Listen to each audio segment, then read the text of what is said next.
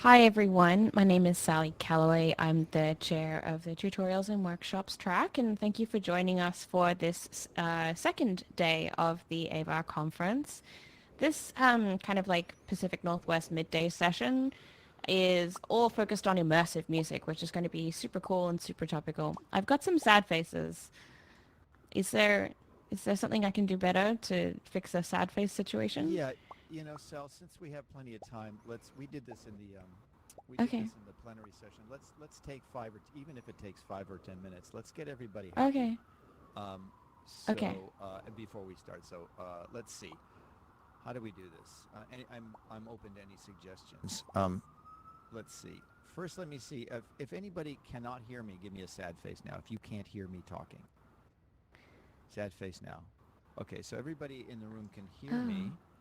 And now let me see. Yeah. Oh, wait a minute. There's one person in space 580. Oh, 30 of 30. Yeah, we just reached capacity. Okay, so 2. Okay, so we are going to be echoing into front row spaces, which are the cloned rooms. So Jemek and Sal, I think this might take 5 minutes or so. So if you guys would give us permission. Morgan, let's get this straightened out.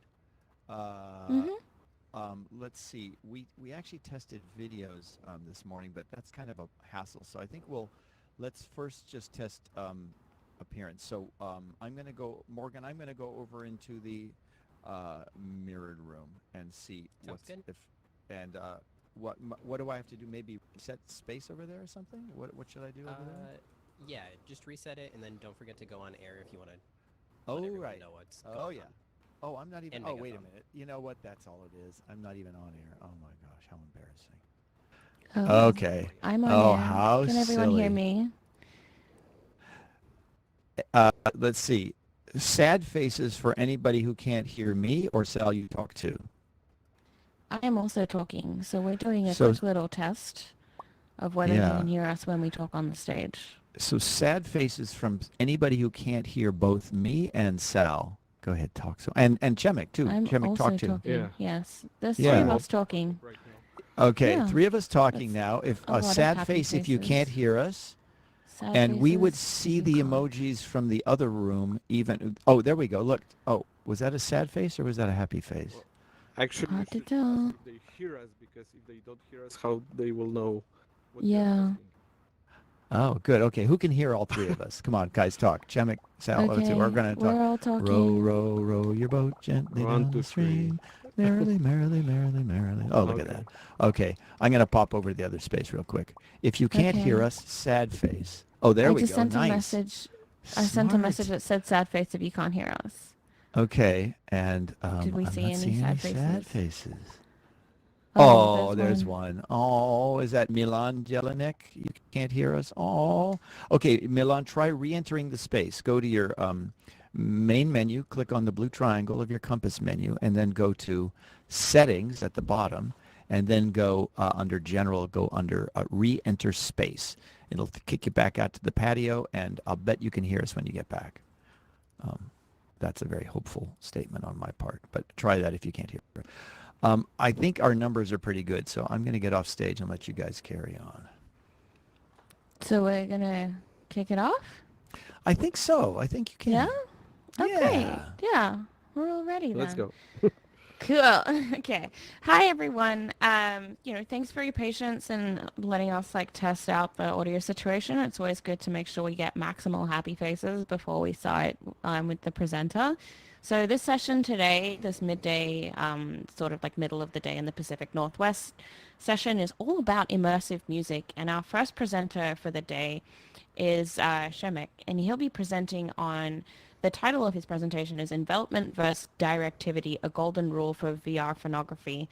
And from his abstract, it looks like the content is going to be focusing quite a lot on exploring the nuance of documenting music performance in VR, which I think is going to be an absolutely fantastic thing. I've heard that there's some very interesting videos, so we'll get lots of in VR experience or detail that we can chew on. I will now hand it over and let you take the floor for the next hour, and thank you so much. Thank you, Sally. Hello everyone, my name is Przemek and I work at the Fryderyk Chopin University of Music in Poland, and my main interests are spatial audio, immersive and interactive productions. And I wanted to show you how is my real face looking, because in the times of pandemics we not only avatars but uh, people with flesh and blood. So I'm involved in number of activities around XR technology. Already mentioned immersive audiovisual music productions, and I'm also involved in interactive productions. For example, you may have seen videos from Zilia company, microphone company, their new VR demo that was showing 6DOF system. I was responsible for production of that VR app, and on IAS Vienna back in this year, you could see my virtual avatar music controller for music performance called Connection. But today I want to present my concepts regarding immersive audiovisual music productions. And this workshop is meant to be a part of a series that I am willing to do on a yearly basis. After each year of my work, I will summarize my experiences and present them on events like AES conference, AVAR.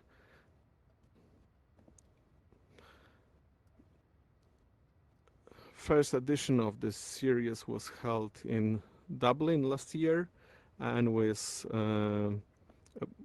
basically most about the production of the immersive music documentaries. This year I wanted to add some of my experiences from different category of such productions, and I created 3 categories to make it more clearer for the purpose of this presentation.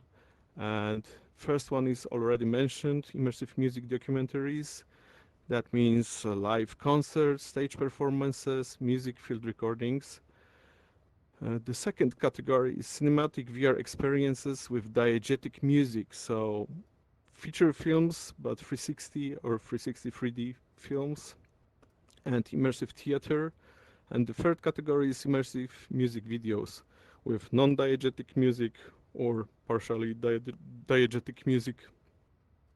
And these categories overlap on each other, but in general there are some traits to each of them. So using this categorization can help communicate, for example, with the rest of your crew. And I wanted to introduce some of my ideas about spatial audio in context of creating music content with visuals. So spatial audio perception is highly determined by visual cues. It's called ventriloquism effect, and if you are going to be aware of that, you can use this as a creative tool. It is important when you are doing a spatial arrangement on the stage. The second thing is that current VR video technology is not a perfect simulation of human vision. It's far from that. It's more like diving in a cloudy water. So we need to adapt to this fact. The VR cameras are limited to 4-meter radius of the sharp image. Everything that goes further is getting less and less detailed. And the secondary distance is between 4 and 8 meters. And everything that is farther than 8 meters is considered more to be a background.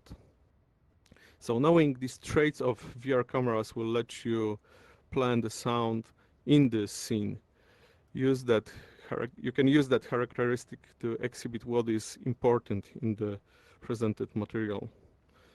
Here is a typical frame from a 360 3D video, and this is a originally 4K video frame. So sphere for each eye has around 2K resolution, because on the top you have the left eye and on the bottom you have the sphere for the right eye. And as you just when you are watching VR video, each eye captures only 1/4 of the sphere of this 2K image. So the actual resolution comes down to HD image, and equirectangular deformation doesn't help with the quality of the image, as it needs to be transformed back to be seen as a sphere. So knowing that, we have to come up with new concepts about having well-known works presented in a way that is adapted to those traits of this technology. For example, if you are thinking about position of a 360 camera, what would you consider to be a best spot in a classical music concert? Perhaps placing the camera in the auditorium is not the greatest idea, because the camera is limited to the 4-meter sharp image. So such experience can be quite disappointing for the viewers comparing to the real thing. But if you think about putting camera on stage, closer to the band, where should it be? In the place of the conductor? It is if it is live recording, you cannot do that, because you cannot obstruct the view of the conductor for the orchestra. And so to overcome these limitations, I came up with an idea of super spectator position. So this is not an uniform position for every production, but it is a spot where you cannot sit as an audience member in a real life, and it's much closer to the action. And what type of super spectator you can use is determined by the type of the production you are doing. So when we are talking about immersive music documentaries, usually you cannot use microphone. You can use microphones on the set, and they can be visible. Then they can be recorded in the image, but they cannot obstruct the view for the audience, especially if the event is live. So you can use the stage miking. Usually the recorded material is taken from single spot, and if you are doing 2 spots or 3, the transitions may be on demand in the projection app, not in this edited video. And mostly the productions that I done were live events with audience, so there was always audience listening to the concert. And that was before the pandemic outbreak. And I believe that this type of creations will be demanded if the situation won't change in the if with the music concerts. And this is a frame. This is a frame from a typical music concert setup.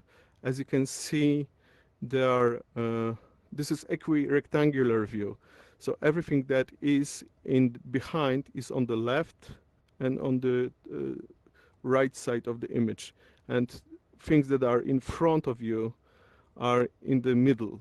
So you can look at it as it is a map in the geographic atlas.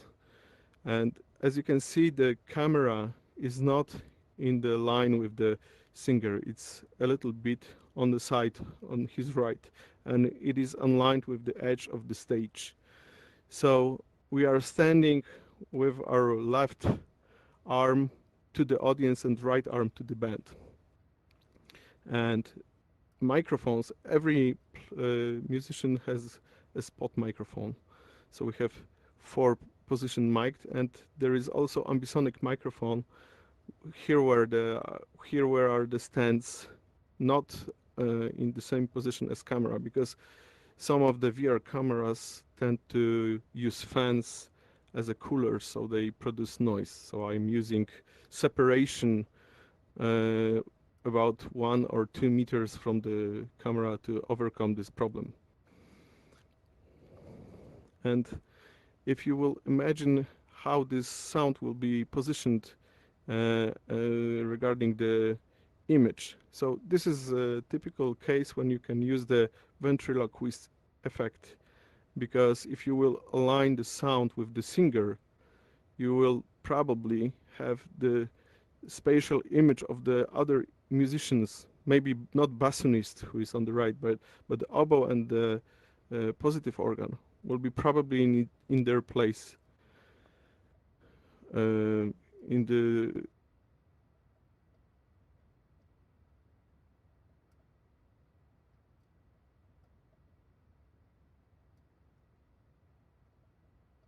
and VR experiences with diegetic music.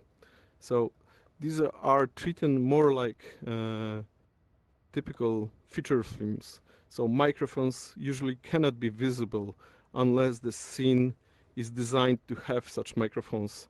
And POV transitions, so the transitions between the takes, are dictated by the script and the director. What I am talking about this is very important when you are planning your registration, because, for example, imagine a music scene where is a music played by the orchestra, and you need to make transition from one spot to other. If you would do that during the orchestra playing their phrase, you will have different perspective in the other spots. So there will be some type of strange transition. You can use the musical phrases to find spots that will be more likely to adapt to these situations. And recorded, these experiences usually are recorded in multiple takes with option of using playback, but not always. I will show you in next slide a case where it was impossible.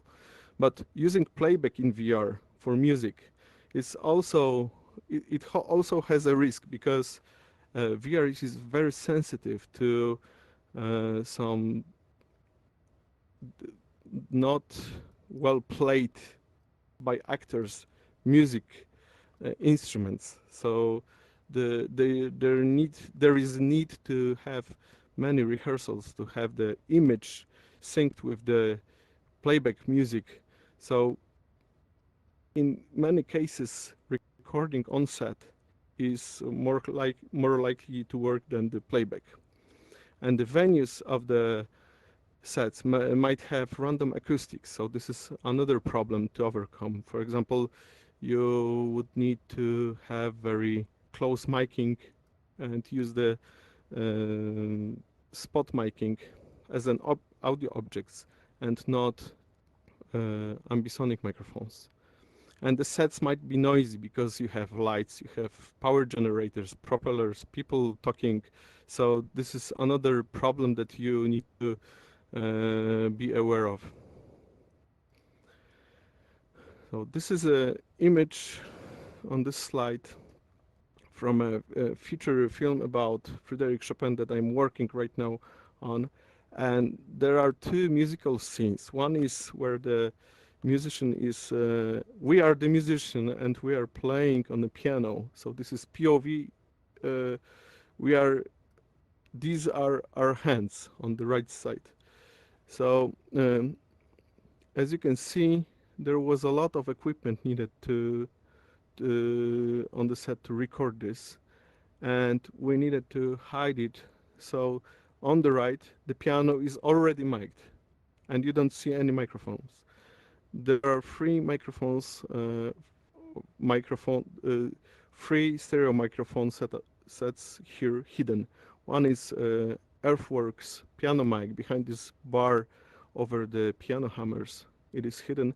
And there are also boundary layer microphones tapped to the piano hatch, and also large diaphragm microphones hidden behind the piano, capturing audio from the reflection from the hatch.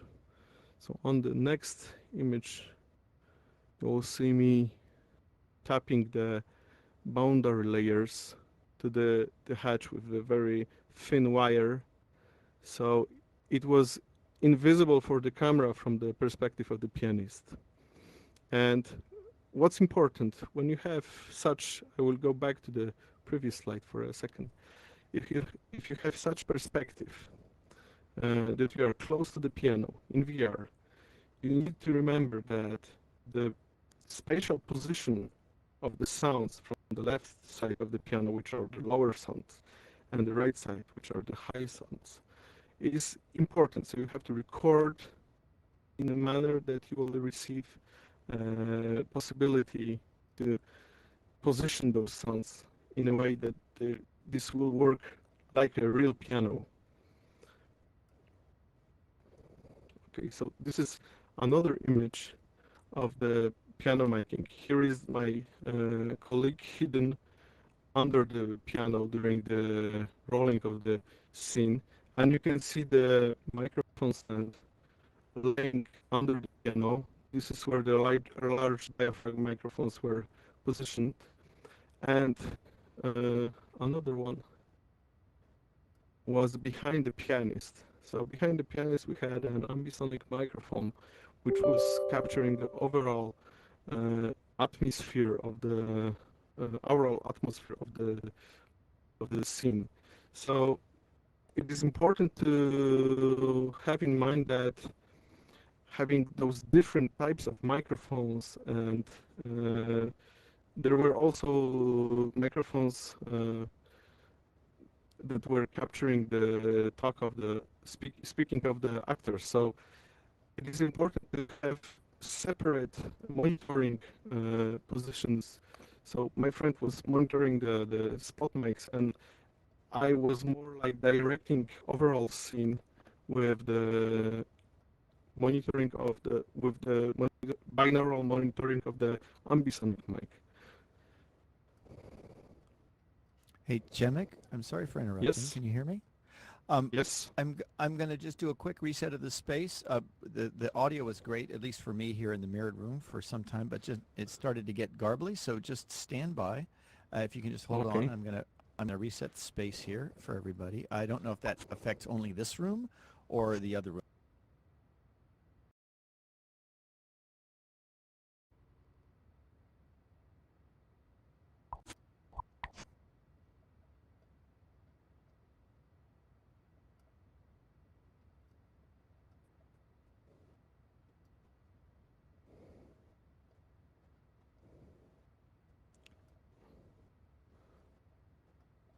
Okay. Can you hear me? Yeah, you sound great. Go ahead and continue. Okay. Make sure that you use your host tools to go on air and also to amplify my voice, and then you're free to continue. Yes, it's on. Awesome. Okay, I'm continuing. Yeah, it sounds much Okay, better. so- Thank you so much. Sorry for the interrupt. So when you are thinking about recording music for VR, you have to have in mind that the big part of the spatial mixing is done with the positioning of the musicians and the set, and because once you capture the sound field, it is difficult to change the arrangement. Of course, you can use object sound and try to reconstruct the scene, but usually you would like to have well done spatially recording. So the positioning and the walking through the script and talking with scenographers, with the people from the film crew, it is important to have this set before you start and record. And you need to use the rehearsals to plan that and direct. So actually you have to be a really, really tough sound director, and you have to fight for your sound on the set. And people tend to forget those planned arrangements, so you need to beat their guide. And for that you will probably need some help from assistant that will, for example, manage technical issues for you, and you can concentrate on directing people and the crew. And monitoring is the key to success. So I said that I'm using the ambisonic microphone monitoring because it captures everything that is happening. So I can hear not only the music sounds, but also all the noises and unwanted sounds that are on the set. So, but it might be tricky. And recently, when I was working, I was using different kinds of plugins to test the recordings, and it occurred to me that even if those HRTFs that are declared to be the same in those plugins can be different. So for example, I tested DirVR YouTube profile versus the Google Resonance original HRTF profile. And what it occurred that the DirVR profile is about 5 dB louder than the original one, and they are a bit different in the frequency response. So you can calibrate that, and I recommend using the original ones when you are preparing your material for a platform. So use, for example, Facebook HRTFs for Facebook. So you use the Facebook Spatial Workstation. And for testing the volumes, I really like the Audio 360 from the meter from the Facebook Spatial Workstation, because it measures the loudness in the loudness direction. So you have already tested all the directions. If you would binarize by yourself and measure after binarization, you would measure only the direction you are looking at. And this plugin tells you what is the loudest in any direction. So the recommendation for the loudness for mixing music and any material for VR is aligned with the AES recommendation for the streaming. So the optimal is -18 LUEFs and -1 dB true peak. So this is how you can be sure that your loudness will be readable. And now I wanted to show you an example, first example of my registration. This is a trailer from a concert that I was making a documentary about it. And you will hear someone talking there.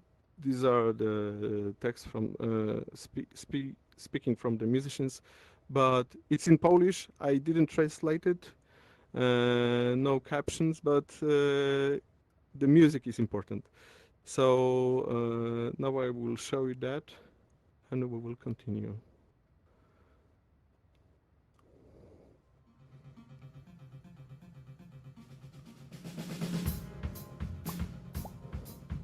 Przestrzenią dla dźwięku, który produkuję, który gram, to jest dana sytuacja, dane miejsce, dani ludzie, dla których gram. Tak patrzę na przestrzeń.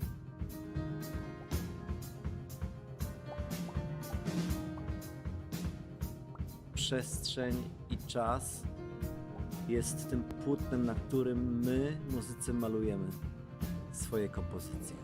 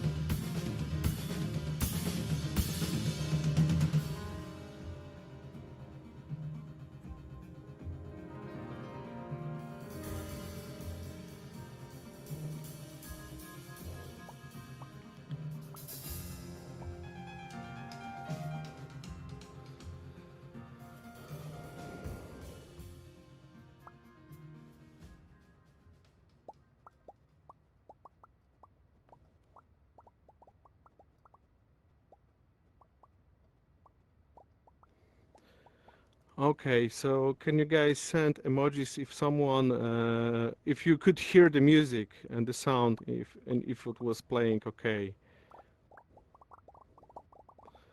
All right, so I have some infos that maybe someone didn't hear well, but I see that there are plenty of good reactions. No, some bad also. So maybe those guys who couldn't hear, maybe you can just reconnect to the alt space, and I will continue with the presentation. So this is awkward that in VR I have to show you pre-rendered capture from the VR headset on a flat screen. It, normally I would show you just the 360 video and we would be all immersed in. But I hope that you could hear the spatial features of the sound. So this concept was quite difficult because first the sound system was reinforcing the sounds of the music instruments, and for a video side it was also difficult because there were constantly changing lights and there were nice, but it was really a heavy task for the camera.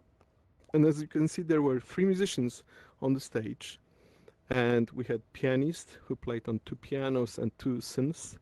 We had a person who played on live electronics and a percussionist who was walking in between different instruments.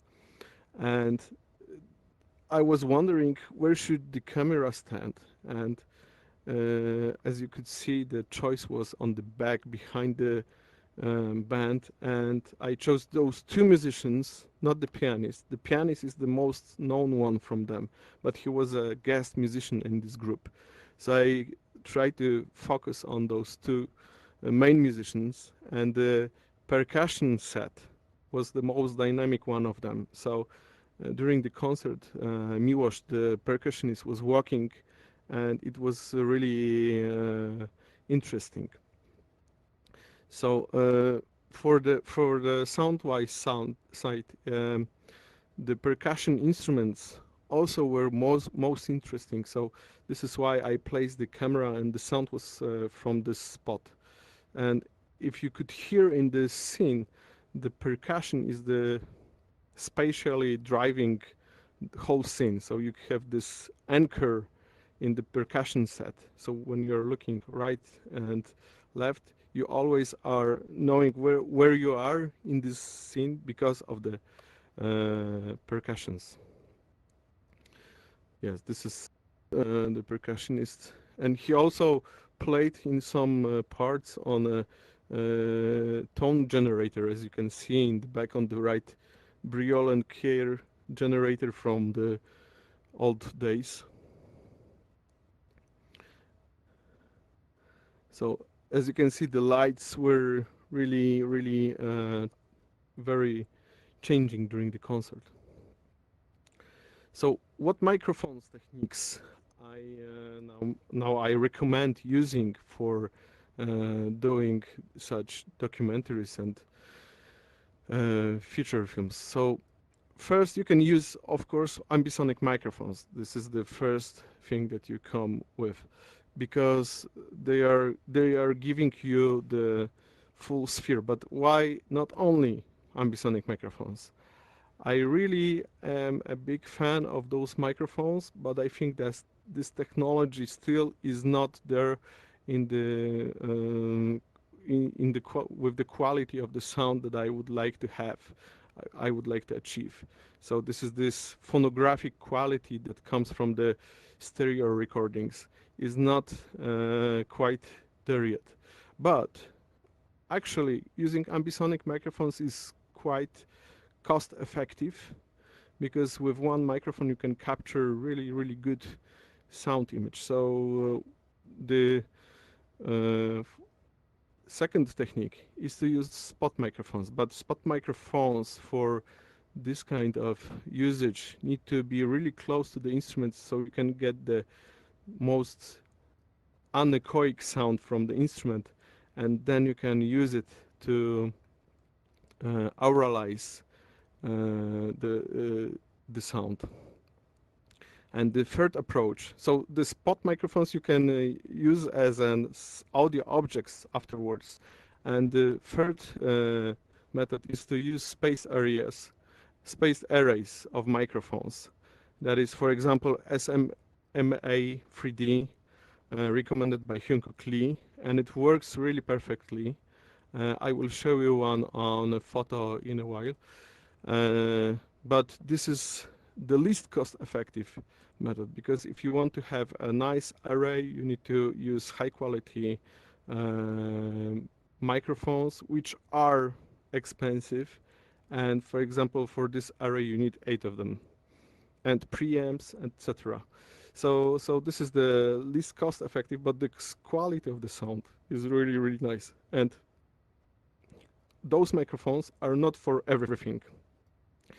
Ambisonic microphones is most versatile in this scenario, because you can use ambisonic microphone as a atmospheric microphone, and also you can use virtual mics as an object. So you can use an ambisonic recording in many ways. And with spot microphones, you won't get very good envelopment. You can get great directivity, but the envelopment will be reconstructed with algorithms. So it usually is not sounding as well as the spatial image, on not only spatial but acoustic image, like in spaced areas. And what I found is that these 3 approaches are like sound field approach, object approach, and multi-channel approach for recording. And you can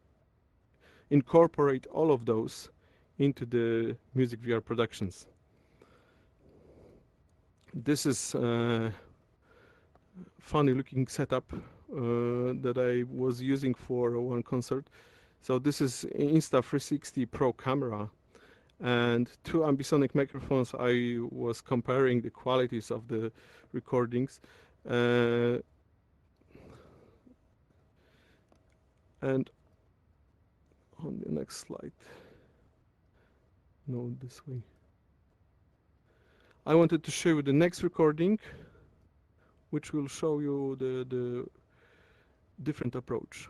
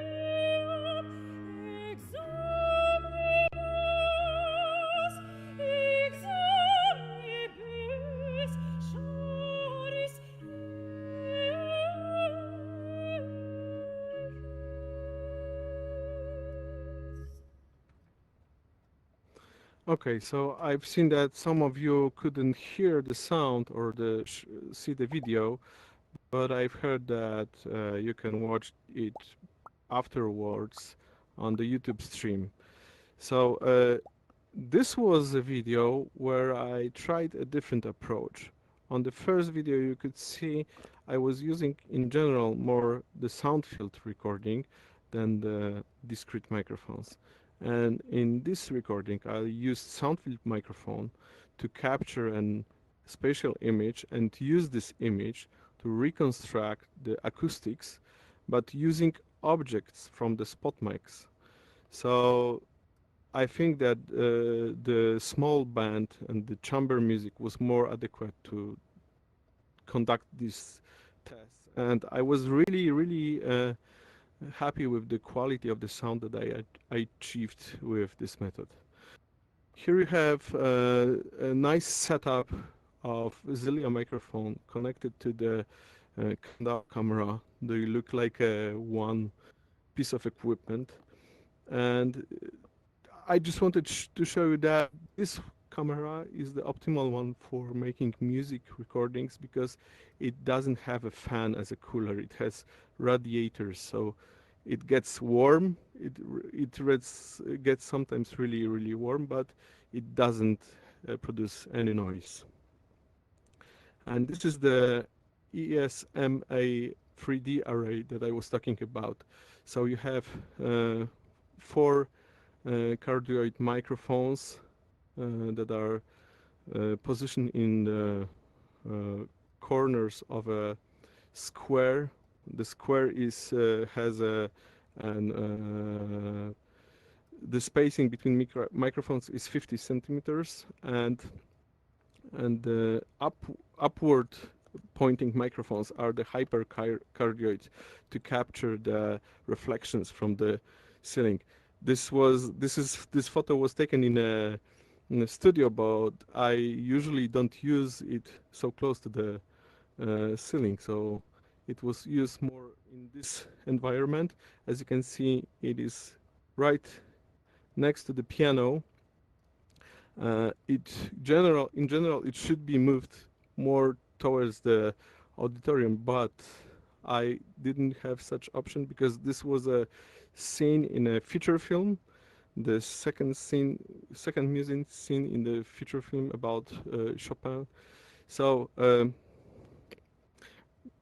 after those experiments, I have proposed such method that for close distance sounds, I will use spot microphones and objects because of their nice sound and good directivity and the control over the directivity. And for the more spaced sounds, the more generalized sound, I will use the sounds from the ambisonic microphone and from the ESMA 3D array. So this is an image of the positions of the microphones in this scene. You cannot see the ambisonic microphone because it is directly near the, I guess, below the camera.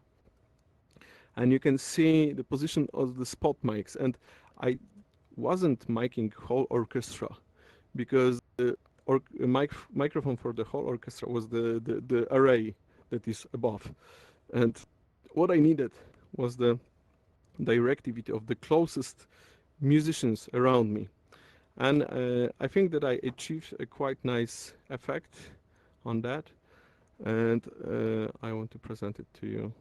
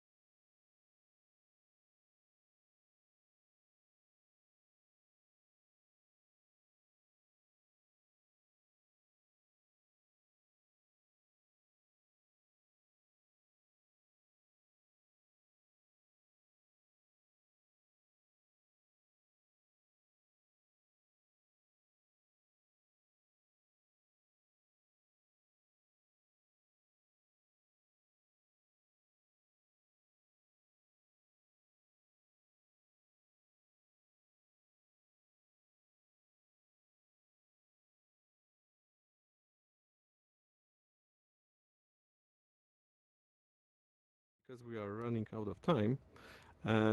This is something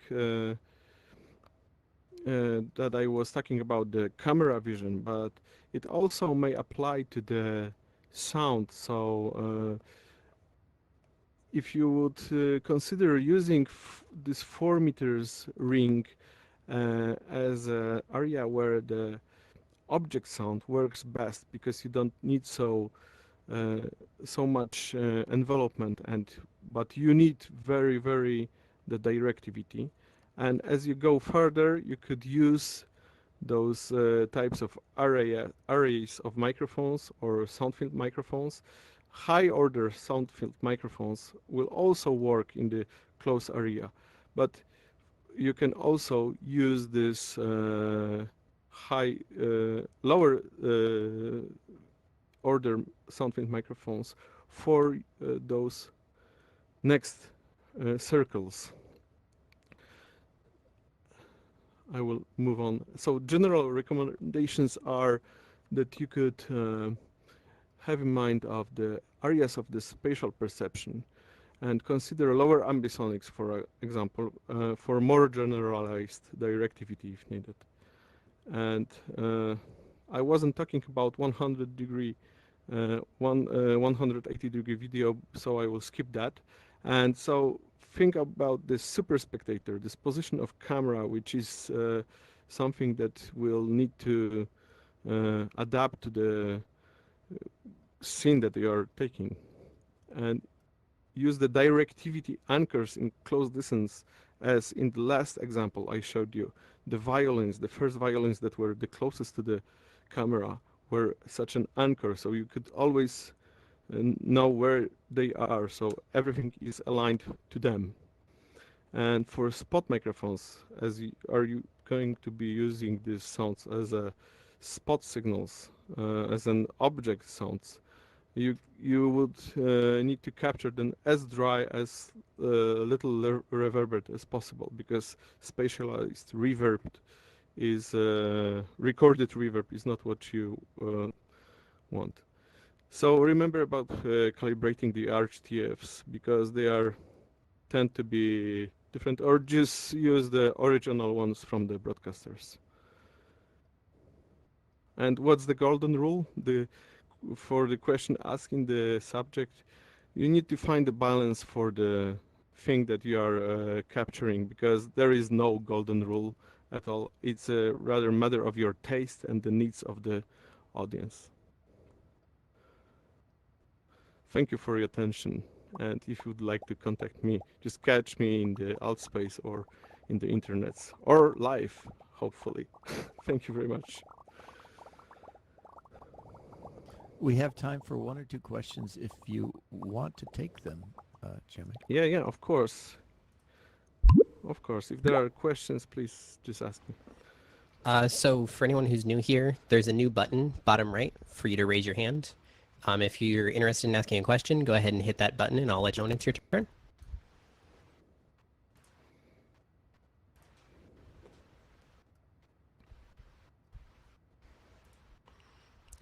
Thomas, go ahead. Can you hear me? Okay. So Yes, I can hear. 2 little questions. So one is that normally you cut visuals at different scenes, but if you want to follow the audio, follow the visual, you have breaks in your audio. So you should move from one scene to another. That is what I've learned. Yeah. And the other question is, if you mix the ambisonic arrays and spot microphones, do you run into phase problems when you mix all that stuff? Yeah, well, regarding the phase issues, if you use objective sounds in a close field, and especially with the human voice, you will get artifacts if you will use high order ambisonics, but lower order ambisonics with the object sound will blend better. So you can lower the ambisonic order and use this sound field as a more ambient sound. Okay, yeah, thank you.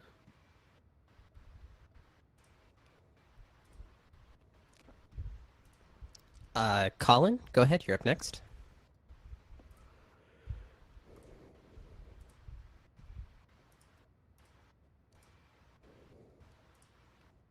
Colin, are you there?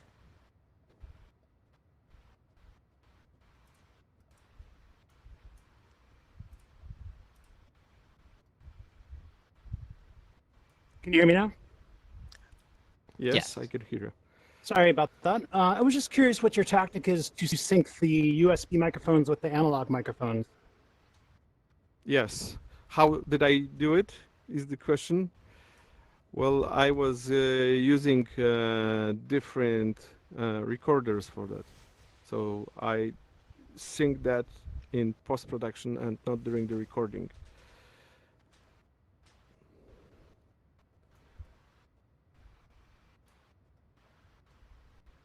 Does it answer your question?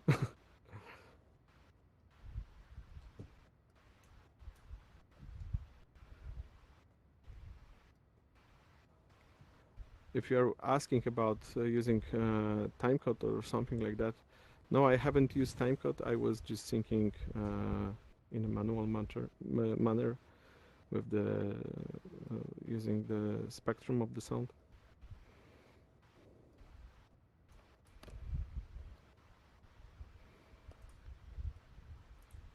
All right. Leslie, you're up next.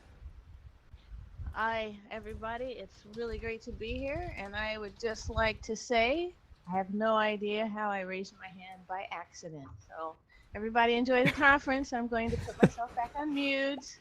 Love, love. Thank you very much. We should probably wrap up. We got to get a chance to change over for the next piece. Okay. So thank you very much, and I hope to see you in a year with my next experiences. Thanks. Thank you so much. Can everyone hear me okay? More hearts. Yes. Cool. Wonderful. All right. Just while we get a changeover of speakers happening, I'll give Aaron a quick little introduction. Aaron, do you want to pop up to the stage? Nice. Okay, so here we have Aaron Bergson. The title of Aaron's presentation is The Past, Present, and Future of Immersive Music. He'll be presenting a survey of key developments from Gabriele to virtual reality. And it looks like there's going to be a lot that we'll learn in the next hour. So what I'll do is, Aaron, do you want to do like a really quick little test of just can people hear you and collect a few like emojis before you get rolling? Sure.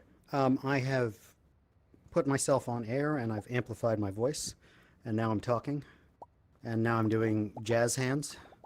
So Great. you can hear me talking and see the jazz hands. Okay, and we'll just take a couple of minutes to switch over the slide deck for you. So we'll do that and we'll get rolling at exactly 12:30. Great.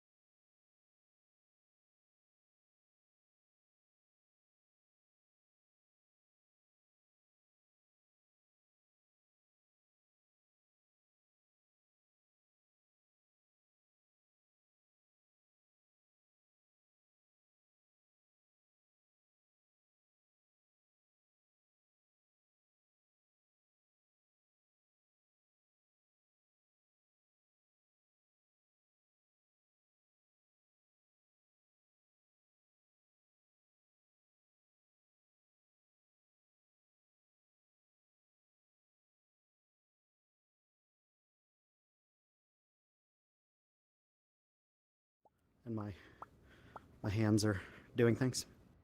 Great. So I guess I'll get started. Take it away. You might stand to your left behind the podium. Yeah, Lawrence, I was thinking of using my hands a bit, and I don't know if that would be occluded in the in this. And I've now placed the browser kind of right here, so if it's okay to hang out here, I might stay here. Cool. All right. So welcome to this workshop, everyone. My name is Aaron Berkson.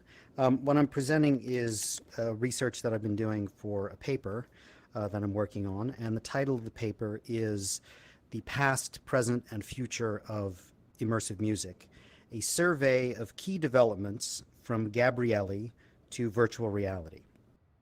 And kind of in the spirit of contextual inquiry, I reached out to and interviewed one-on-one leading creatives from both feature film and interactive entertainment. And so, as the title says, we'll take a look at some interesting examples from the past, not exhaustive list, interesting contemporary examples, and look at kind of future possibilities of immersive music. And during the Q&A portion, I'm particularly fascinated to hear what people attending the conference have to say about it, and if there's additional kinds of creative contexts and technology contexts that arise from what I present. I'm all ears. And also feel free to find me on LinkedIn or at my website, aaronberkson.com, if you want to take the conversation outside the context of this this hour-long workshop that we have. So, I was really honored to have a lot of these heavy hitters take the time and deep dive with me into these topics, sometimes for multiple hours, both from a creative process perspective and from a kind of technical application perspective. And so those creatives on the feature film side included John Powell, who wrote the score for the Bourne Identity trilogy, How to Train Your Dragon, Mel Wesson, job title ambient music designer, who's a longtime collaborator of Hans Zimmer, and worked on films such as the Dark Knight trilogy and Inception. Oscar-winning composer Stephen Price, who won the Oscar for Gravity. Alex Gibson, who's a music editor who won the Oscar for Dunkirk. Composer Lorne Balfe, and particularly the gamers tuning into this talk might know his interactive entertainment scores for the Assassin's Creed franchise, as well as FIFA, and he did the most recent Mission Impossible film and his Dark Materials, the episodic HBO series. And I spoke with Jeff Foster, who's the chief recording and mix engineer at Air Studios in London. And if you look up Jeff Foster's IMDb list, it's a mind-boggling list of top films over the years, including Love Actually and the Dark Knight trilogy and Interstellar. So in the interactive field, I spoke with Kevin Bolin at Skywalker Sound, and game composers Will Roget and Chris Velasco. And in common with all three of them, we talked, at length about Vader Immortal, a Star Wars VR series, and kind of the creative and technical approach to both the overall sonic palette as well as the music specifically. And I also spoke with Michael Bross at Facebook's Oculus, sound designer Andy Martin, who also worked on Vader Immortal and also has worked on many of the Oculus experiences, and VR entrepreneur Brooks Brown, who has a music-centric VR startup that just recently signed a agreement with Oculus. So just a little bit about me, so you understand where I'm coming from. I have both a background in technology and in music. My undergrad was in computer science from Carnegie Mellon, and music-wise, I got a certificate from the Juilliard, and recently got a master's in composition for screen from the Royal College of Music in London. And I've also worked extensively as a user experience designer, and kind of within that capacity at Bloomberg, I also spearheaded the sonification of the Bloomberg terminal, which, if you're not familiar with it, is the leading ecosystem for digital ecosystem for financial services. And then also on the music side, I was a jazz genre winner in the John Lennon Songwriting Contest, and recently was chosen as part of the 2020 ASCAP Composer Spotlight associated with Columbia University. So the question is, what is immersive music? What do I mean by this question? And it's really within the context of emerging immersive technologies, both visually and sonically, like Dolby Atmos, like ambisonics, like many of the other technologies that are being discussed at this conference. And the question I'm investigating is, what possibilities do these platforms open up for immersive music? So David Byrne, one of the principals from the Talking Heads, he said the same music placed in a different context can not only change the way the listener perceives that music, but it can also cause the music itself to take on an entirely new meaning. So I'm looking at kind of different contexts, historically, contemporary, and thinking about context in the future of how these new standards and immersive technologies might be used by composers. So we can start with the past. And even though you could argue immersive music has been around since cave paintings, we'll start with Gabrielli in Venice in the 1500s, who made use of the two choir lofts in St. Mark's Basilica, if any of you have visited the location in Venice. And it has a kind of unique architecture with these two opposing choir lofts above the congregation. And because of that unique architecture in that space, kind of gave rise to these masterpieces of stereophonic, antiphonal, polychoral music. And in terms of kind of where Gabrielli's historically placed, he's considered a key transitional figure from the Renaissance to the Baroque era.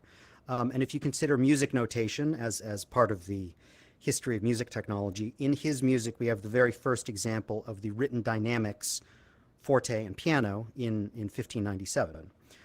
One of his peers, Delassus, who wrote also kind of complex polychoral music in what's called the Franco-Flemish style, he wrote a work called The Tears of St. Peter towards the end of his life. And the LA Master Chorale, as recently as early 2020, had it in their repertoire, but a kind of contemporary reimagining of it. And Peter Sellers, who's the director of the LA Master Chorale, he described that piece as like the B minor Mass of Bach, the last work of a great master. He already knows he's not writing for anyone in his lifetime to hear. He's writing music for future generations. Now, if we fast forward somewhat in time into the 1800s, there's big requiem concert works by both Verdi and Berlioz that make use of brass instruments or entire brass sections placed dimensionally around the stage or around the auditorium. In the case of Verdi, it's offstage trumpets. In the case of Berlioz, he wrote this piece, this requiem, with aspirationally 800 voices in mind. And it premiered with over 400 performers. It had 3 choirs and 4 brass ensembles placed in the corner of the stage. And often when this piece is put on, they place 4 brass ensembles in the corner of the auditorium. In the 20th century, Stockhausen, electroacoustic pioneer, his piece Gruppen was written for 3 orchestras and 3 conductors surrounding the audience. And during a recent performance at the Tate Modern, the conductor, Sir Simon Rattle, commented that it was as much an installation as a composition. Another example that's interesting to look at is early Disney work, and particularly Steamboat Willie and Fantasia. And if we look at Steamboat Willie today, a lot of it seems, it has a lot of things that we take for granted. these days as an audience, but at the time it was a breakthrough. In fact, Walt Disney and his company went broke attempting to record the orchestra to get it synced with the picture, and then had to take out a loan in order to re-record the whole thing. And the recording was actually done in New York City, and he wrote a wire to his brother Roy in California saying, "Get as large a loan as possible. Our future depends on first picture, therefore am not sparing expense to make it good." And it was a huge hit, obviously. And when he was envisioning Fantasound, the first surround sound system, he said it would be quite a sensation if you get that dimensional thing on the screen and have the horns working with it. The sound and the pictures will be around you. So we can take a look at my conversation with John Powell. When it comes to spatialization, John writes his melodic layers primarily in stereo because it's going to be re-recorded with an orchestra and recorded in surround during the actual performance, whereas his percussive layers he will actually start in surround sound. And that's because he is recording, he's writing using his own personal percussion library that he's recorded in surround. And often the nature of the percussion parts that he writes are basically impossible to perform with live percussionists. And on Atmos, he's been working with Atmos recently. He talked about one particular situation in Call the Wild where they recorded 12 guitarists simultaneously in an arc in the studio that he thought really benefited from what he describes as Atmos mics, which are mics placed kind of in addition to the multitude of mics that you'd set up for a normal orchestral recording, but placed in approximately the same locations that the Atmos speakers exist in the cinema. And, when he talked about future inspiration, he talked about Delassus and the Tears of St. Peter, and a particular performance he went to in Montreal, and he described it as the most extraordinary immersive musical experience of his life, and that he could visually almost see the lines moving. So he described that as immersive music at its best. And it's not sort of typed out on the slide here, but another theme he kept on coming back to in our conversation, which is a kind of ongoing theme with particularly the feature film people that I spoke with, is the notion of story. And if to paraphrase a game designer Will Wright, the context in film is typically centered around empathy. So in the story, you feel empathy for the characters. And the context in games and interactive media is centered around agency, what you do. And so the feelings often that come out of that between film and games are different. Because if you're empathizing with characters, you don't feel pride about what you accomplished in a game, for instance. And he's also working on new concert works and talking about this kind of highly dimensional music as something that would be a great thing to try and achieve, and something he's been thinking about. And he said, with all the new technology, he said, we as composers, content creators, storytellers need to be careful, to not get overly enamored with the literal immersion of the technology and not forget about the immersion of the soul. And he also commented that immersion is a good word to describe a story that's being well told. And maybe I can get to the next slide. Yes. So that relates to my conversation with Stephen Price, who also emphasized that the opportunities for immersive music are led by the story. So in the case of Gravity, the visuals were already suggesting an immersive experience. So it made no sense for the music to come conventionally from the front of the theater. And the director, Alfonso Cuarón, would often say, we must free ourselves from the tyranny of the center speaker. And so as Stephen Price was writing the score, he would ask himself, not only how am I going to use a given bit of music, but where am I going to use a given bit of music? We talked about this particular scene in Gravity, which you may recall, where Sandra Bullock's character and George Clooney's character kind of tumbling out of space, out of control in opposite directions. And what he did for the score in that case was compose two different melodic lines that, could musically coexist with each other. And one of those melodic lines mapped to Sandra Bullock's character, and the other melodic line mapped to Clooney's character. And then in the mix, they spatially tied those melodic lines that were recorded with live string players and separately. And they tied them spatially in the mix, so spatially those lines are actually moving with the characters, tumbling through space. And he did that in a lot of cases, that kind of thing in a lot of cases in Gravity. So he said you were always painting the picture in 3D, and the music grew out of that. Another thing he mentioned was one of the things he learnt in the process of doing Gravity was that some sounds spatialize better than others. And he found that the more sharp-edged, high-frequency sounds with a little bit of bite to them, with a little percussive edge, those are the things that your brain would register moving around the space in the cinema. And they were, very excited about the roof speakers in Atmos, and Gravity was one of the very first kind of major feature films to be mixed in Atmos. And when they went in the theater and tested some of the sounds they were excited to put in the roof, they realized that they didn't register as being above you at all. It just sounded like it's everywhere. It's just in stereo.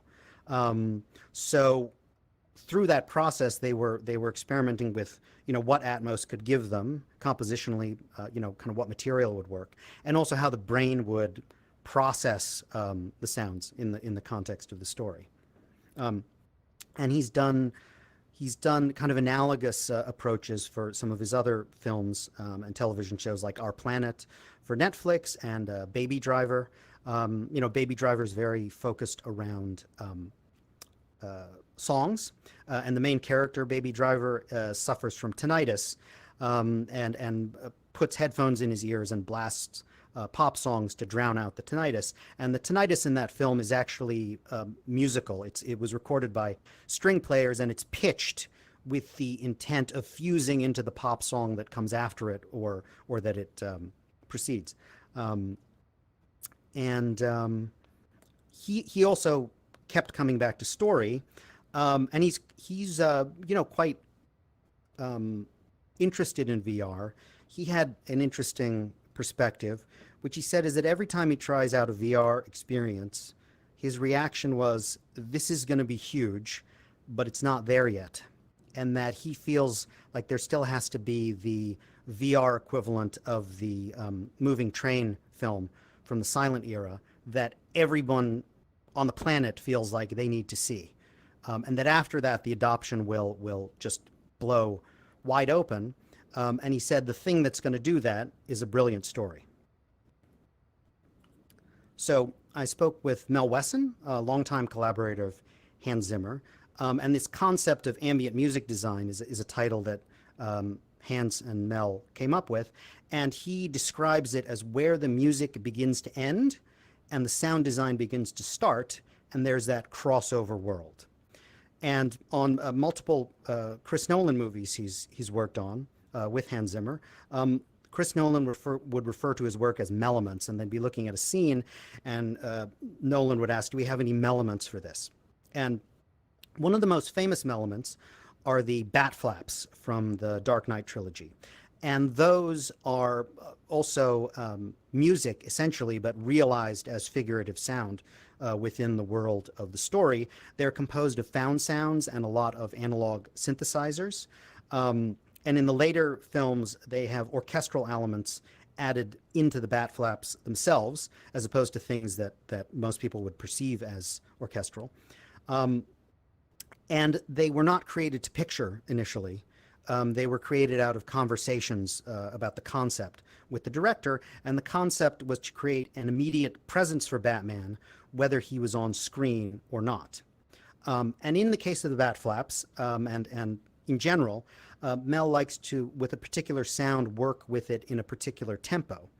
And the bat flaps were fixed to 130 BPM, but there were elements and layers of it that were half time, single time, double time, to create the impression of several different tempos, even though it's actually tempo locked.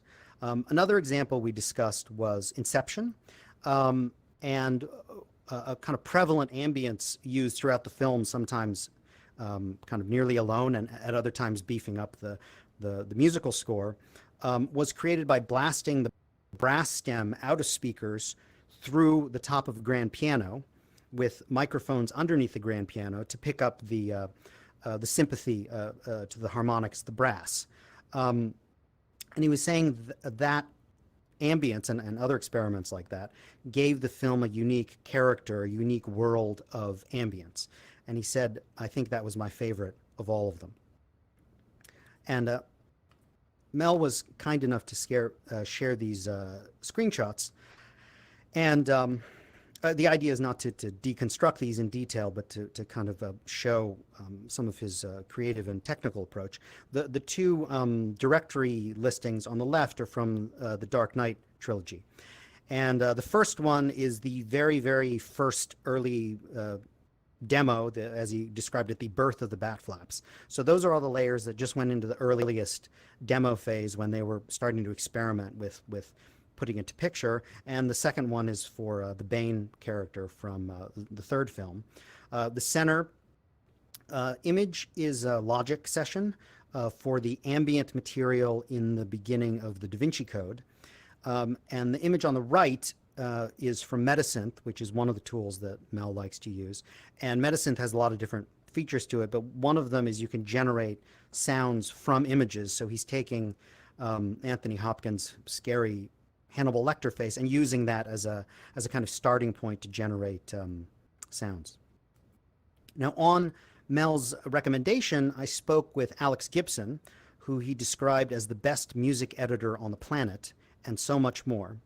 And Alex described Chris Nolan as being unique as never using music, so that he always has his composer create the music way in advance while they're shooting or even before. And in terms of his kind of creative editing approach, Alex will typically start with ambient material and percussion material, often the kind of thing that Mel comes up with. And that is what he shapes around the pacing and story context of the scenes. And then after that, he'll start to bring in the motivic material, the tune. So, in a sense, a lot of what Alex is contributing would be traditionally thought of as composition, because he'll often meld 4 different cues together that, when the composition team put them together, weren't necessarily intended for that exact scene, and fuses them in a way that feels right. And then after he has this giant stack of layers, he'll start to subtract particular layers to clarify the statement. And that's when he says you can play it loud and proud.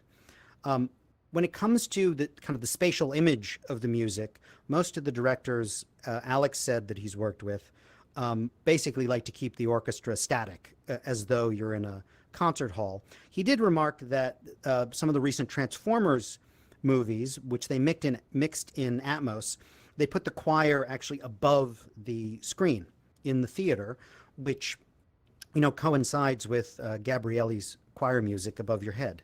And he also talked about Inception, a process that they would refer to as worldizing, and that the previous Mel Wesson anecdote with the brass through the piano is one example of that. But Chris Nolan was really into the idea, and they'd play reflections of the music outdoors and in all kinds of different spaces, and then they'd use that worldized layer and bring it back into the score. And he said that the smaller and more intimate the cue, the more likely it would be to be worldized. And there was worldizing in the Dark Knight trilogy and other Chris Nolan films, but the big one was Inception. So Alex kindly shared these screenshots of Pro Tools sessions. And again, the idea is not really to deconstruct them, but to just kind of show the sheer complexity of just the music cues alone in some of these spectacle films. And the first one is Transformers on the left, the middle one is The Dark Knight Rises, and the one on the right is Interstellar. So I spoke with Lauren Balfe, who did Assassin's Creed, Mission Impossible. We spoke especially about his Dark Materials, which is an episodic HBO series based on the Philip Pullman novels. And if you're not familiar with it, it's a kind of Narnia-like universe, except different. And he talked about the challenge of writing a memorable theme that is just as symbolic and memorable as the actual actors, and also the challenge of getting all the approval that you need to get in television with kind of multiple decision makers. When it comes to the spatial image of the music, Lorne says he thinks about the orchestra as quite a static environmental setup. But when he duplicates the orchestra with synths, which he often does in kind of big action movies, he'll move the synths around in the mix, panning, positioning, etc., to bring life to it. So he says what that achieves is to create flow and movement that the orchestra doesn't necessarily have. And one example of that is the main theme to his Dark Materials, which you can find, the opening credits, where it was originally written for an electric cello, an acoustic cello, but then they switched to record it with an electric cello, and then they treated the electric cello as though it were a synth and put it through gates and filters and all sorts of manipulations to add interest to it. And there was another example from Gemini Man with Will Smith, where he took the brass textures, the brass chords, and pitched them down an octave, into a frequency range that those instruments can't actually play in.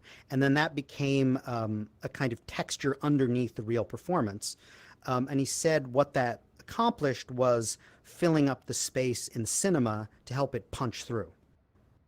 And Lorne recommended that I speak with Jeff Foster, who's the chief engineer at Air Studios. And if you're not familiar with Air Studios, it's this amazing recording space in London built in an old church that has a hexagonal shape, and there's a picture there on the slide.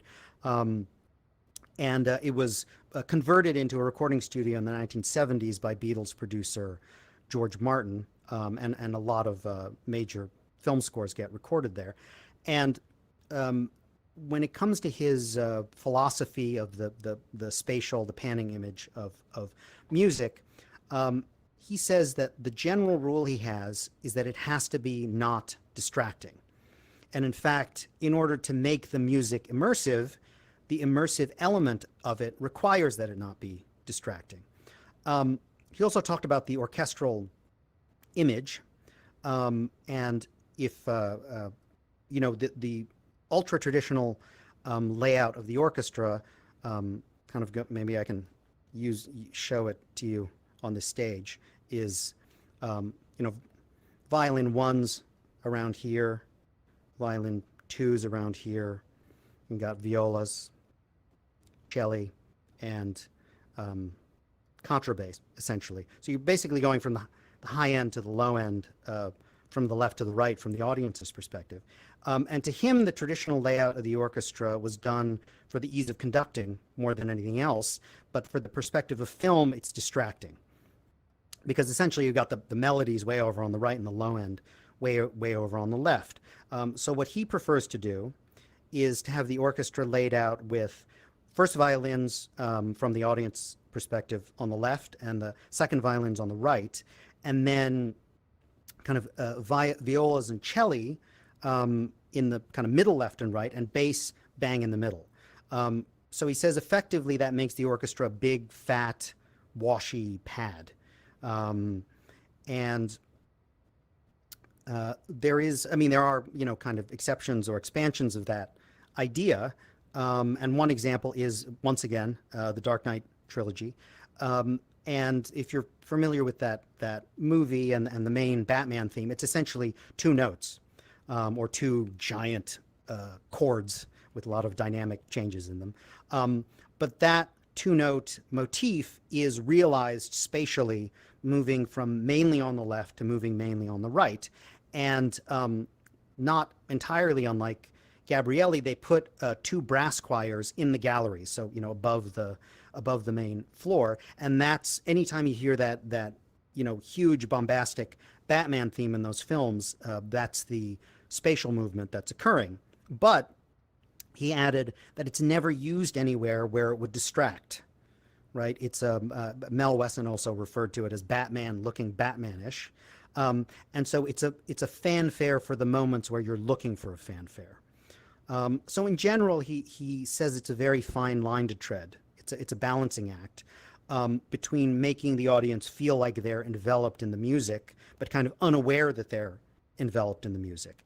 And he said his considered opinion on immersive sound is that you have to be very, very careful to do it well. Now, I almost feel like I have to apologize for this slide with this audience, but for a more general audience that might be looking at it on YouTube or people with a more kind of musical training background, I'll just blaze through these really quickly. There's head-related transfer functions, which you can kind of think of as acoustic head shadow, because your head blocks sound coming from one direction, and then your ears and your brain with pitch discrepancies and phase discrepancies calculates the direction. HRTF personalization and synthesis are ways of kind of simulating that with software essentially. And binaural recording is a way of capturing things with a HRTF-like information in it, and binaural rendering, again, is a kind of algorithm to represent that. And ambisonics is a spherical sound field technology that's not channel-based, but point-based. And the more points that are represented on the sphere, the higher the order is, first order, second order, third order. And it can be understood as a three-dimensional extension of mid-side, developed in the 1930s. Ambisonics was developed in the 1970s, but has really only found more widespread commercial adoption now, and there's multiple fascinating work being presented at this conference for almost every one of these words. So we can, can't seem to get to the next slide. Okay, there we go. So we can take a look at these interactive examples where, even though in games the context is centered around agency, in the case of Vader Immortal, done by Disney/Lucasfilm/Skywalker Sound, the concept was to put the player inside of a Star Wars film to give you the idea that you're a character in the film. And so everything they did, including the music and the sound, was done from a film perspective first and a game's perspective second. And Kevin described, by removing a lot of the traditional constraints of storytelling, you give the player agency over how the narrative executes, how fast it executes, because in part the player becomes the director, the cinematographer, the boom operator, etc. And musically speaking, this still means a kind of distinction between kind of filmic linear cues or cutscene in a game, and more like gameplay loops that act dynamically. And so because it was kind of conceived of as this filmic experience, they tried to blend between those kinds of musical cues seamlessly. And one example is when you first meet Darth Vader in Episode 1. He enters, through a Star Wars door, and it's very moody, and he gives a little speech and asks you to do a task. And of course, the timing of that speech is fixed. And so that's more like a film cue. And then after it's up to you, the player, to complete the task, the task is the transition period between the linear cue and the gameplay cues. So I spoke with both of the composers for Vader Immortal, Will Roget and Chris Velasco, and they both said that they didn't really do anything differently compositionally because it was in VR versus a console Star Wars game. But Will Roget remarked that in VR you hear a little bit more detail than you normally do in the music, and particularly because the job at hand is to create John Williams-esque, heavily orchestral type of music. He was able to freely express a level of nuance with the orchestration, and those kind of really nuanced details in the orchestration kind of came through better in VR. And Chris Velasco, he's worked on several other VR titles, including The Invisible Hours, which is a kind of immersive theater piece. And he said that his opinion is normally VR doesn't need that much music. It inherently requires less music than a standard console game, unless it's Star Wars. And if you don't have wall-to-wall Star Wars music, it doesn't feel like Star Wars.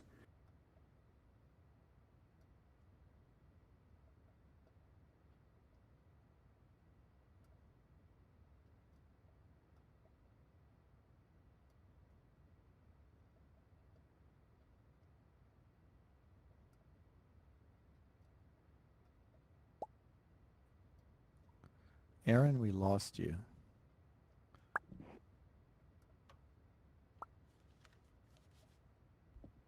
Let's give him a moment. Maybe he had to re-enter the space. Is everybody else still here? Can you guys see and hear me? I know I'm in cloned room 2, but those of you here, yeah, okay. Maybe Aaron just must have had something on his end. Hopefully he'll materialize to the patio and re-enter the space in a moment. So, pretty cool presentation, huh? I'm really enjoying this one. So, okay.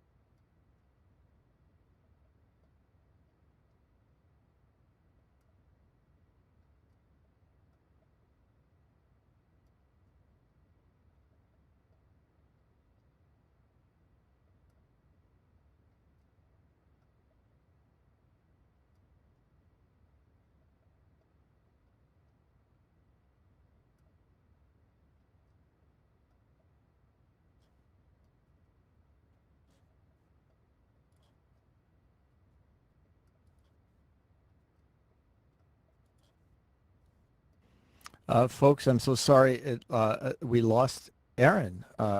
He just disappeared. So welcome to the Bleeding Edge. Yeah, I'm sad too. Here, I'm definitely sad. So I don't really have a backup plan for this. It is it's 1:07. So Sal, do you want to maybe just say a few words about what's happening next for the rest of the day and tomorrow, and then we can stick around and maybe hope that he does show up? I think I just heard I'm back. Hello. Perfect I timing. started talking about Star Wars and I disappeared like Obi-Wan Kenobi. So go on air, amplify my voice. Let's get this browser back. Yay. Settings. Oop, hang on.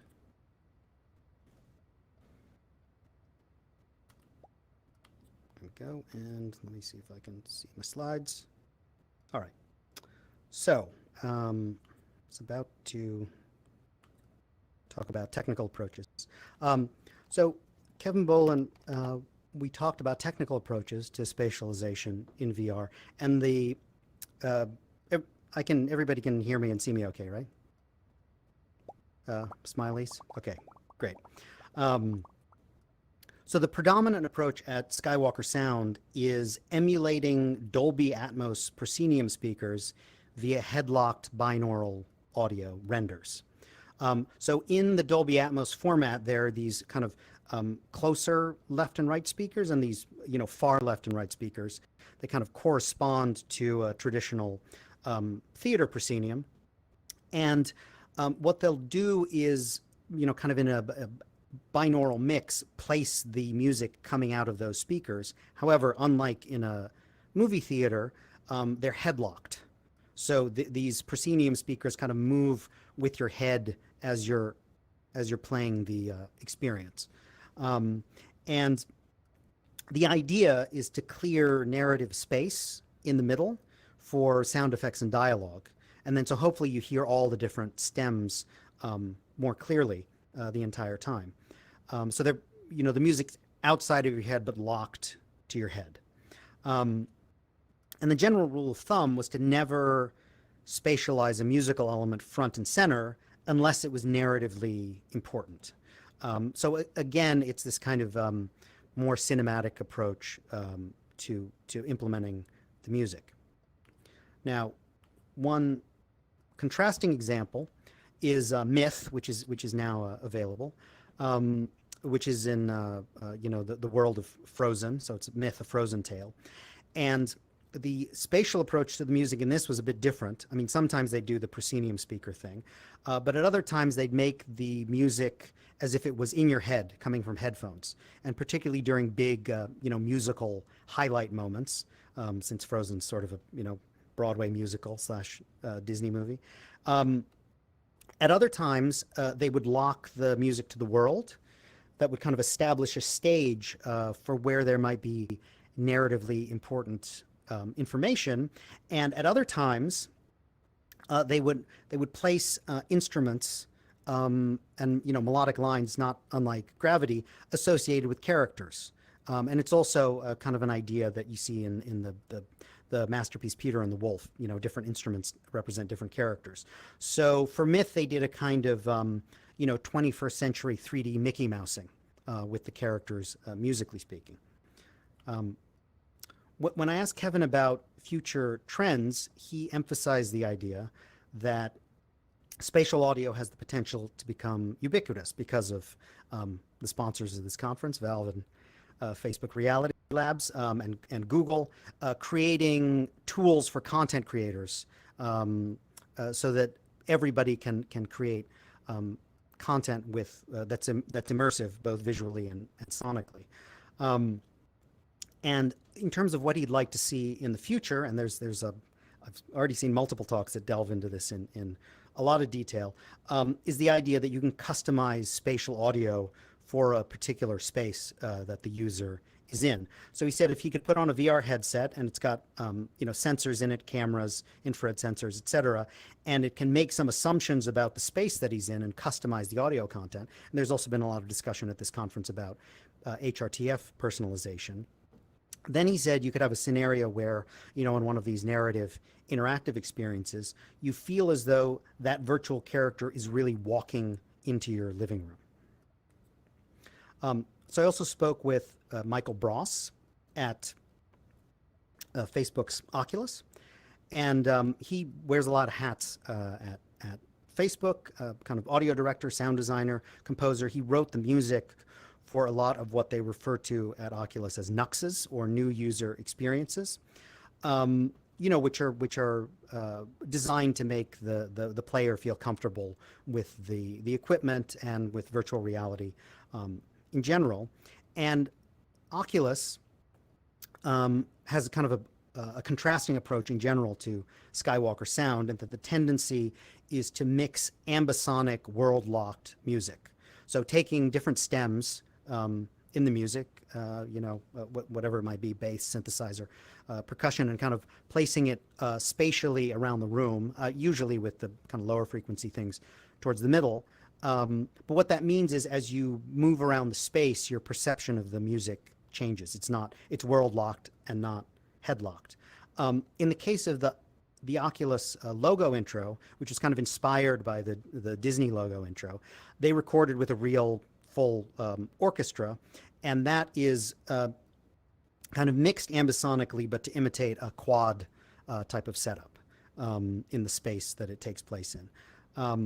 And if we look at First Contact, sound designer Andy Martin worked on the sonic personality of the robot, which is a very intentionally Wall-E-like character, and that came out of improvisations with a Eurorack synth. And so over time he came up with this kind of library of feelings and moods and words, and those were, and then working with the animators, that was kind of conformed to the movements of the robot. And so I spoke with my friend Brooks Brown, who's company Vervi, and you can get some. I don't know if you're picking up the nice New York City sirens in the distance, but his company Vervi is they just signed an agreement with Oculus, and the idea, their vision, is to allow users to create their own custom worlds by customizing how they listen to and experience music. And they're right now in the midst with various musical artists to create custom worlds and custom kind of worlds of experiences in VR around a particular artist's musical aesthetic. And broadly speaking, Brooks said philosophically, the more people are empowered, and the more you create systems that other people can create stories in, the more you are able to create something that is truly powerful and can help change people emotionally. So that brings us to the question, what is the future of immersive music? The blanket disclaimer being that it is impossible to predict the future. But we can think about this in four kind of general areas. One is advances in technology, and particularly with this audience, I'm kind of preaching to the choir. But there's going to be increased access to immersive audio tools, and perhaps in the future, more of those immersive audio tools will exist in the immersive space themselves. So, for instance, with Michael Bross in Nuxes at Oculus, he talked about the challenges of kind of mixing it outside of the immersive space, rendering it, putting it in, compiling, et cetera, and then checking the mix in the space, as opposed to just being in the space and trying to, tweak aspects of the different stems spatially. There are, of course, big advances coming on the visual side of immersive technology: social teleportation, hand tracking, reconstruction through photogrammetry, more lifelike avatars, based on your real physical appearance. And it was kind of an observation of Kevin Boland that if history's any guide, that probably the visual innovations will happen first, and then the audio innovations will kind of catch up to them. So from the perspective of content creators, there are going to be new opportunities in content creation, because VR, AR, XR, immersive experiences are a powerful tool for both empathy and agency, since you can literally walk in someone else's shoes. And I mean, a powerful example of that is a 360 film from last year called Traveling While Black. And so, content creators are going to be able to experiment with differing degrees, nuanced degrees of interactivity, things that are more linear, less linear, and also be able to experiment with concepts that were previously more about in-person experiences, things where you had to be there for the experience to be effective, as well as experimenting with concepts that are untethered from the real world. The anti-gravity feature of the DJ Marshmallow concert in Fortnite, for instance. And there's also a multitude of applications beyond entertainment. Data visualization, training, travel, personal fitness, medicine, defense, therapy. The list goes on and on. Microsoft is working with the U.S. military on HoloLens applications.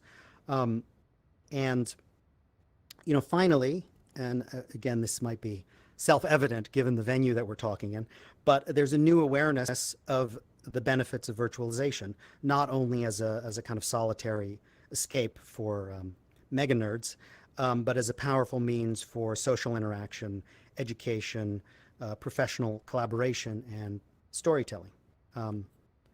And with that, I'd like to thank you for coming to the talk, and I'm really eager to hear what you guys have to say about it.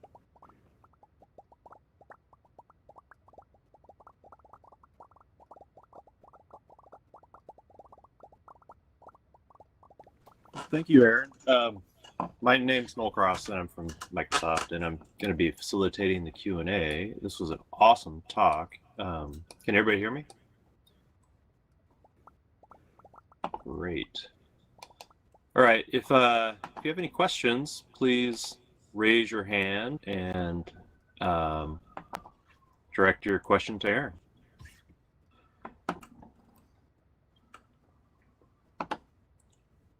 I'm also interested in just comments or, additional contexts that people have run into related ideas, whether it's creatively or in terms of new technology. I don't see any hand raises yet. I do have a question for you, Aaron. Yes. What would you say is like an embodiment of the best experience you've experienced using spatial audio or immersive audio at this point? I know things are evolving and people are trying out different things, and this talk showed various different ways that people are exercising the technology. I'm just curious if you have a shining example of, somebody using the technology to the best extent that we know about today. Yeah, well, let's see. In some ways, I tried to focus on some of them within the talk, whether it's some of these big Hollywood spectacle films or some interesting interactive examples. In terms of, kind of VR entertainment, there's several pretty interesting examples floating out there. One that I didn't talk about is Bjork created a full album where the album itself was kind of conceived of as a virtual reality experience, not just as an album. So, you can buy the album in and of itself, but you can also buy it as a VR experience. And it's essentially a kind of, you're kind of wandering around Iceland, and you can trigger basically some interactive music videos with kind of multiple clones of Bjork and other kind of surreal imagery surrounding you. There's one particular interesting example called, I believe it's called Chocolate, and it's kind of quite low interactivity. I'm not sure if there's a better word for it, but essentially you're seeing, it's kind of trippy looking, and there are these kind of pink cats floating around and dancing to a techno song, and you have your arms turn into these shooters, and you can kind of shoot into the air where these dancing floating cats are dancing to the music. So it's like an 80% passive experience, but with a little bit of interactivity. And that combination I thought was very effective. We just heard from the Valve team, and Half-Life Alyx is spectacular. And I have the Valve Index. It was interesting going through that and playing it and just kind of experiencing some of the different decisions they made with sound and audio. Not in Half-Life Alyx, but there have been some kinds of shooter type games where the spatial audio I feel like is misleading, where the monster or whatnot sounds like it's whispering from behind me in my right ear, and then I check where they are in the game, and they're on the other side of a bridge or something like that. So sometimes it can be distracting. One comment that Kevin Bolin had, which I don't think I mentioned in the talk just now, was that often you can use music as instructions, as opposed to in a film. In a film, you might be commenting on the story or telling people how to feel, but in an interactive experience, instead of having a big text that says pick up the sword now, you can have music kind of insinuate the kind of thing that you're supposed to do and where you're supposed to do it. And if it's done, in both enough on the nose and subtly enough, it's as though the user is actually figuring it out for themselves, but they're actually kind of being pushed along in a particular direction. So it's, it's again kind of about context. And like Stephen Price talked about when he was checking out VR experiences, how he found when filmic type of music is stuck into VR experiences, he thought that it felt corny all of a sudden. It felt much cornier in VR, much more heavy-handed than it would in a film, because you have that sense of presence, and you're psychologically you're more likely to have the reaction of like, well, where is this orchestra playing in the desert that I'm in, etc. So it's I mean, I also think about real world experiences that would be great to be able to represent more accurately or more evocatively in VR. I mean, particularly musical experiences, but there's certain performance spaces around the world. I've personally done some interesting kind of musical tourism in Andalusia in Spain, and there's kind of nothing like seeing, a flamenco performance in some of the spaces where the genre itself came into being. It's unparalleled. There's more questions in the Aaron, queue. Yes. we've got 3 questions for you queued up. So Okay. I'm gonna put Aaron on air. Or sorry, Andrew, you're on air. What's your question? Perfect. Hi. This is Hi. Andrew from HTC. Thought you it was doing? a really good talk, doing great. And I especially appreciated the through line, not through just immersive multi-channel formats as we understand them, but just back through blocking and staging of actual orchestra pits. And I guess my question is sort of related to the preservation of intent. So a lot of those pieces, like for example, the Berlioz piece was conceived with 800 people, busted down to 400, probably performed with much fewer these days.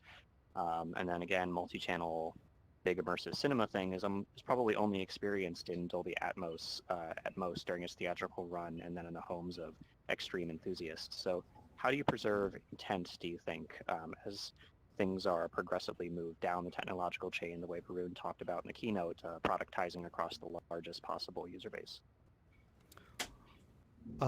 Sort of preserving intent for works that weren't originally conceived in an immersive sort of a digital immersive representation.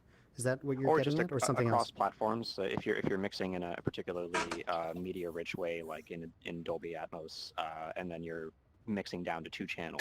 I, for example, have never experienced the sort of overhead seeming thing on these things for which I missed the theatrical run, and I wonder, how do you look forward to making sure that experience is preserved even in non-immersive formats? Yeah, I mean, it's a great question, and so I'm kind of a Beatle fanatic, and it's kind of interesting that with some of the more recent innovations in audio technology, some of the remixes, you hear stuff that was actually captured at the time that was never captured in the records people could buy at that time. Right. So, in some cases, these things improve with enhanced technology. Stephen Price had a kind of interesting comment in that department, was that, and he likes to compose in 5.1 and mix in 7.1, but he knows, particularly like for a Netflix special, it's going to be folded down in a lot of home theaters. But he had the thought that if you have the intent of something that's very immersive, and then you listen to it in a not so immersive delivery format, there's still something of the original intent that comes through, even though it's clearly not the same. And he had an anecdote where he listened to Gravity on headphone. He saw Gravity was playing on a plane, and he thought, okay, this is going to be terrible. Let's check it out. Here we go. Yeah. And he put on his headphones, and he was like, yeah, actually, it still kind of works. I mean, it was like nothing was exactly how he hoped it would be or intended, but a lot of the underlying ideas that were in there still kind of came through in a compromised way. But also, I guess I would hope that as, immersive audio technology gets better / cheaper / more omnipresent and accessible to everybody, that would become less and less of an issue. And you might in the future have things like The Void, where it's location based and you can go with friends, and it's kind of conceived of, and there you have a bit more control over the environment. But because it's a kind of more expensive environment than most people are going to set up in their living rooms, you can have this extra level of fidelity in it. And I'm told we're running out of time, so I'd be happy to nerd out with everybody more about this in the lobby. And then also, if you want to connect to me on LinkedIn, Aaron Berkson on LinkedIn or aaronberkson.com. And thank you very much for joining and for your comments. Thank you, everyone. All right, everyone. That concludes our middle of the day in the Pacific Northwest session. And we have a break now of about half an hour before we come back in 30 minutes. And actually, we have a whole session, the final workshop session of the day on immersive mixing and production. So we might see you back here for a talk from Scott Selfon and a talk from Jeff Stone. So that would be at 2 o'clock if you're on the West Coast, or in 30 minutes if you are just somewhere else in the world. So see you all then.